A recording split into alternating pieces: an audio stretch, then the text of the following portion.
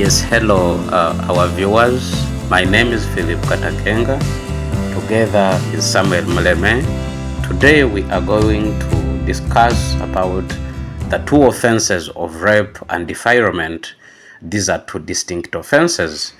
And in defilement, we still have aggravated and then simple defilement. So we are going to talk about the ingredients. We are going to talk about the proof of the case or of the offense. We are going to talk about the jurisdiction, the court. We are going to talk about the defenses. When one is accused of the same, what defenses does he or she have to put on board? My brother Samuel Muleme, please proceed.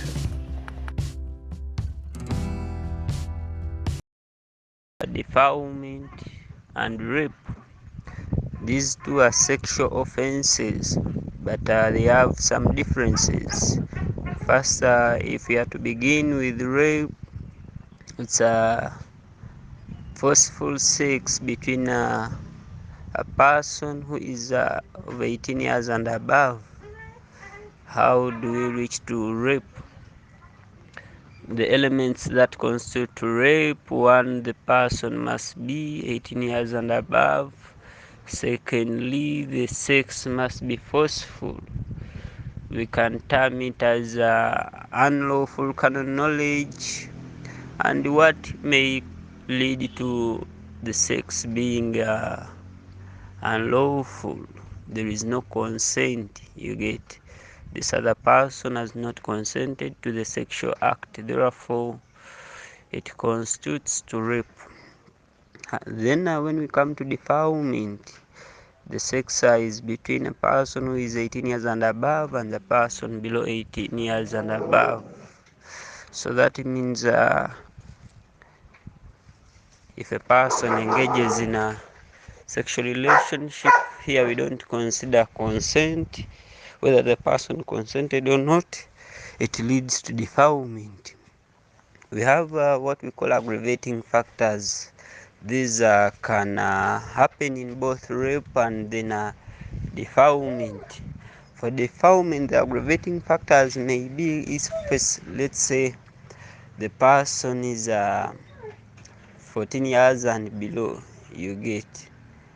And then also when the person is disabled, and then when this other person who raped is infected with HIV. For the disability, it has to be with a person who has been raped, who has been defiled. Sorry, the person has been defiled. Let's say this young girl is disabled, is blind. You get, that will lead to, it will aggravate it to aggravated defilement. You get, it's all defilement, but then these aggravating factors make it aggravated defilement. You get. Then when we come to rape on the other side, the aggravating factors, of course, if this person is also HIV positive, you get, the sentence then has to increase.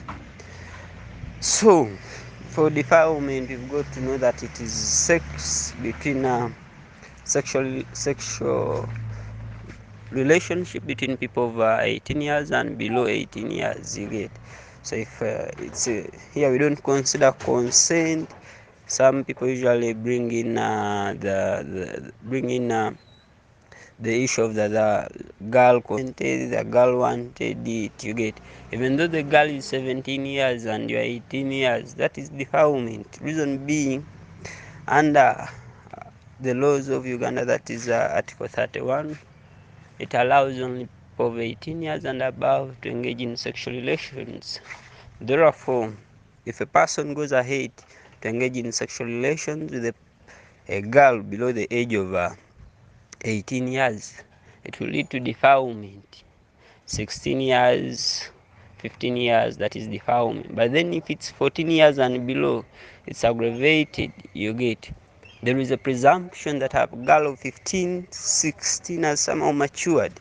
That's why that's why that one remains as defilement. But if it's 14 and below, then that that aggravates it, you get, becomes aggravated defilement. Reason being that is close to an infant, you get, that person is still very young, you get, hasn't matured yet.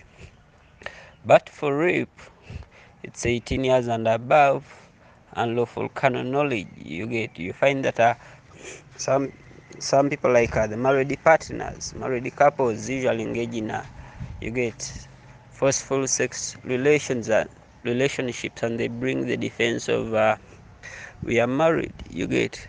So even if you are married, you can't raise it as a defense. Reason being, for sex to be lawful, even in marriage, consent must be there, you get, whereby people have to allow, you get, for you to have lawful canon knowledge, take off the clothes willingly, and so forth. The punishment is imprisonment for life, you get, whereby if you engage in sexual relations with a person when he has not allowed, you get.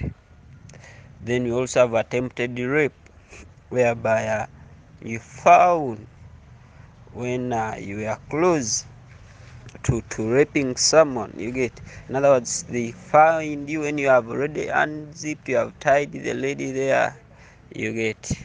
So that will lead to attempted rape, you get, attempted defilement. Such cases, it's also punishable under our laws, you get. For rape to the students, you can visit section 123 of the Penal Code Act. It guides on rape. And further, you see defilement, whereby 129, you get, whereby it will provide you with elements what constitutes defilement, you get. Then you have these ones over infants, you get, 1 year, 2 years, that's aggravated defilement still, you get. But the punishment is at with the discretion of court, and it depends. So when attempting such cases, rape, defilement, get to understand that for rape, the person must be 18 years and above. Secondly, the sex must be forceful, you get. It's unlawful, it's called unlawful canon knowledge, whereby you enter when you are not allowed. Then the other thing is, of course, for consent is the material one. Then when we come to defilement, 17 years and below, consent is immaterial. I repeat that, consent is immaterial in defilement. So this child doesn't have to necessarily allow. In other words, you should keep your zips zipped between any lady that's below 18. Of course, there is an offense if you engage in sexual relations with such a person, because it will make you a defiler. Then for 14 and below, that is aggravated, you get, aggravated defilement. We presumed that we saw the further the other aggravating factors where they choose these HIV positive, then even the years 14 years and below. Then the disability, you get. In other words, the defiled or raped person is a blind person, a lame person, you get. Then we also have defilement of imbeciles. These are mad, should I call them mad people, or mad, these people who are mentally ill, you get. They can be defiled, they can be raped. There the sentence somehow changes, you get, because these people don't understand, you get. Somehow some understand partially, some fully. So yeah, the sentence is 16 years, sometimes 14, sometimes above, it depends, you get, because even these ones who are raped or defiled can be below 14, 13, it depends. So those are the elements that you have to tackle in handling these two issues, they are sexual offenses under the laws of Uganda. One, defilement, it has its own elements as we've established.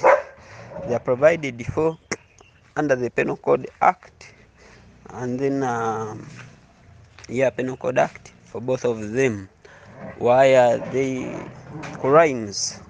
We shall see that under Article 29 it provides for freedom of expression. Therefore, if a person is not willing to engage in any sexual relations and you force her, you violated her right of freedom of expression. Point to note, a man can be raped, a woman can be raped, so it is not just conclusive that it's only ladies who are raped.